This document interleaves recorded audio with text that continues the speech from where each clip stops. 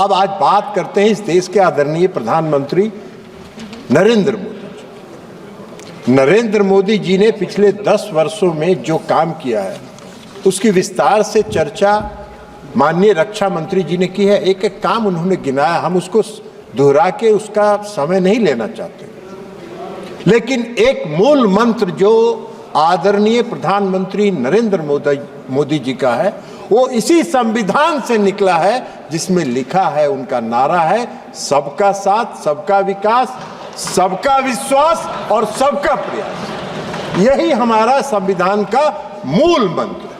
अब इनको कहां से समझ में आएगा ये मूल मंत्र? इतना लंबे समय तक इन्होंने किया और सैकड़ों बार उदाहरण है जब इन्होंने संविधान की धज्जियां उड़ाई, और आज यही कारण है कि संविधान ने उनको वहां बैठा दिया जहां 15 साल से टहल रहे हैं।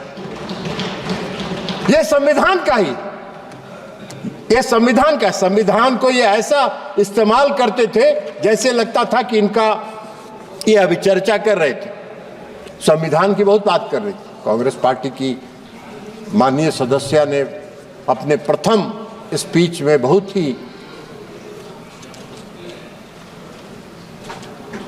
चुटकुले के साथ और व्यंग्यात्मक टिप्पणियां इस सरकार पर आदरणीय प्रधानमंत्री नरेंद्र मोदी जी की। अरे आप तो अभी ज्ञान आपको नहीं है, जरा अपने पूर्वजों के, आपके जो पूर्वजों ने जो इस देश में शासन किया है उनका भी जरा इतिहास तो पढ़ लेते। 100 चूहा, हम लोग के यहाँ कहावत है, सभापति महोदय आप भी जानते हैं, आपके यहाँ भी उत्तर प्रदेश में कहावत होगा, 100 चूहा खा के बिल्ली चली हज करने के लिए। पूरे शासन काल में आपने संविधान की धज्जी उड़ाई, और संविधान की धज्जी उड़ाने के बाद जो संविधान के भक्षक हैं वो आज संविधान का कॉपी लेके घूम रहे हैं, जैसे लगता है कि कितने बड़े संविधान के रक्षक। संविधान के भक्षक संविधान के रक्षक नहीं हो सकते, और इसलिए आप आज वहां बैठे हैं। आपको संविधान की प्रति लेके घूमने का हक नहीं है, और जब आप संविधान की प्रति लेके घूमते हैं तो इस देश की जनता हंसती है। और आपको कम से कम महाराष्ट्र और हरियाणा के चुनाव से तो कम से कम अभियो सीख लेना चाहिए था। कुछ सुधर जाइएगा तो आगे ठीक रहेगा।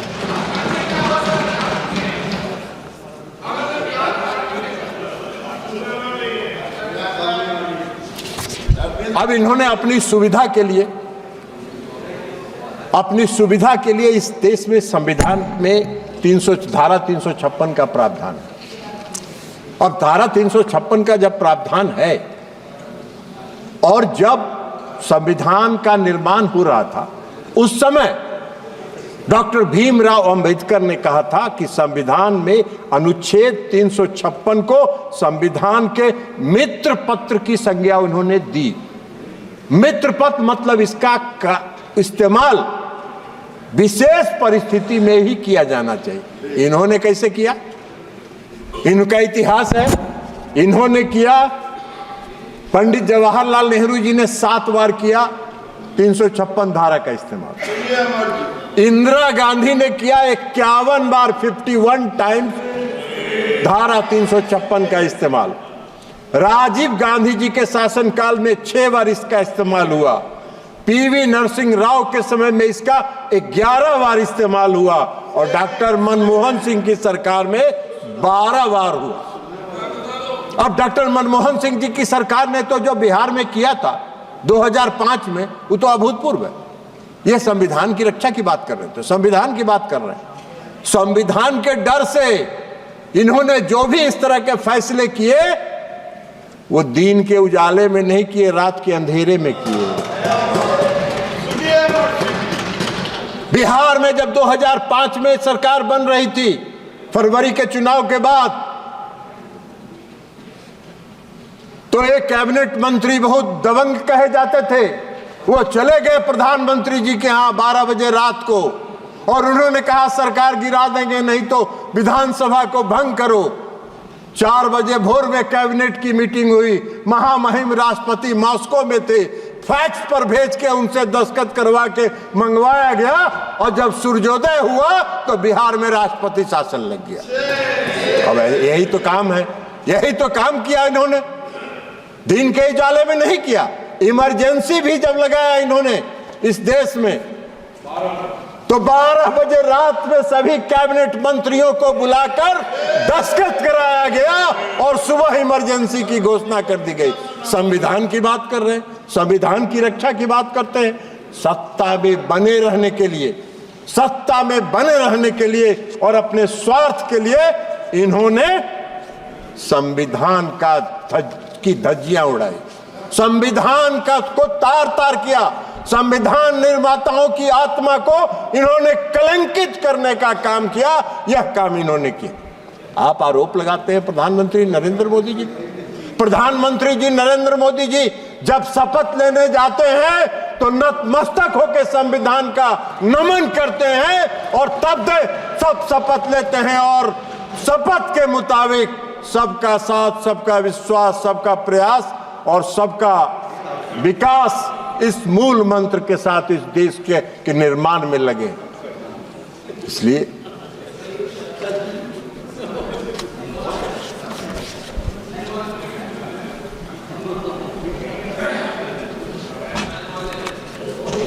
सभापति महोदय, कांग्रेस के लोग हैं कहां? कांग्रेस के लोग चले गए।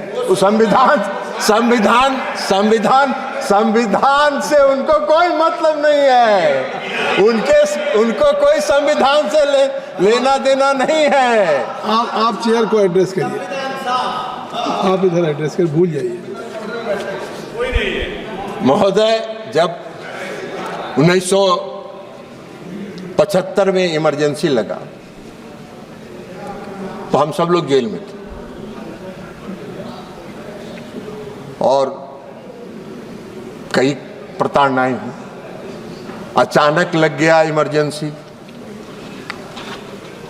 और अचानक इमरजेंसी लगा क्यों भाई? नंबर आपका तो इलाहाबाद हाई कोर्ट ने उस तत्कालीन प्रधानमंत्री के चुनाव को अवैध करार दे दिया था। आपका नंबर आ जाएगा इसके पर, और अवैध करार दे दिया। उनको अपनी गद्दी भी बचानी थी, तो गद्दी बचाने के लिए उन्होंने इस देश में इमरजेंसी लगाया, और लाखों लोगों को मीसा में उठा के जेल में बंद कर दिया गया। पूरे देश में कोई छोटा से लेकर बड़ा विरोधी दल का नेता नहीं था जो सड़कों पर घूम सकता था। संविधान की बात कर रहे हैं, संविधान की दुहाई दे रहे हैं, संविधान की प्रति लेके घूम रहे हैं।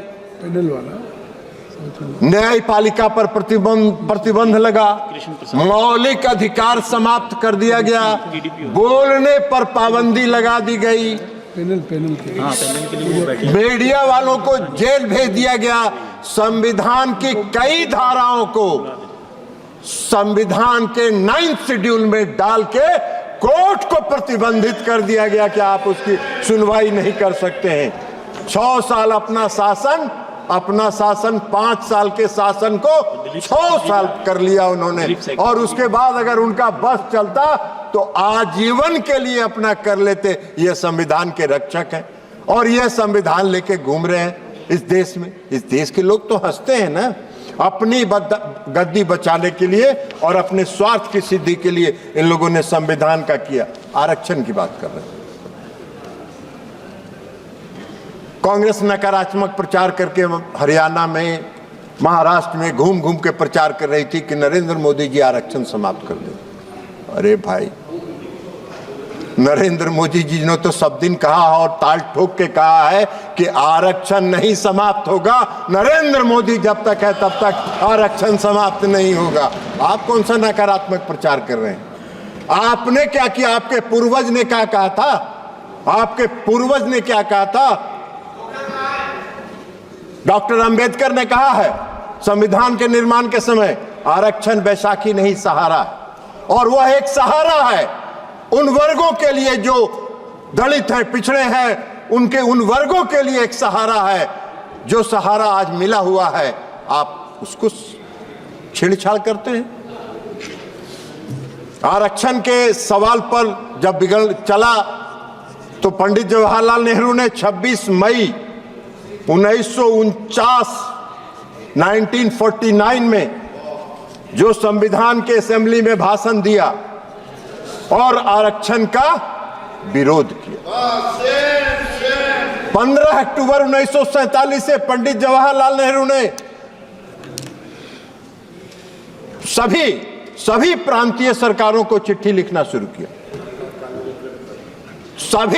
सभी प्रांतीय सरकारों को लिखा और 27 जून 1961 को लिखे पत्र में उन्होंने कहा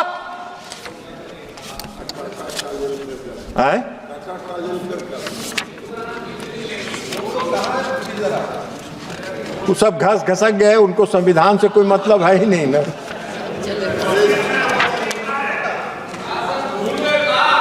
भूल नहीं गए हैं, ठोकने के लिए पंडित नेहरू जी ने लिखा, आदरणीय गिरिराज जी, पंडित नेहरू जी ने लिखा, राजीव रंजन जी कर रहे हैं।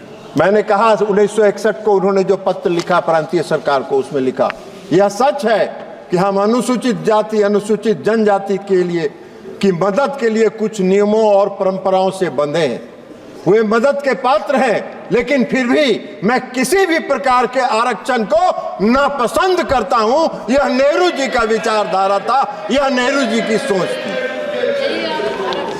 और ये आरक्षण का सवाल उठा रहे। अभी बोल रही थी माननीय सदस्य कांग्रेस पार्टी की, कई बातों की उन्होंने चर्चा की।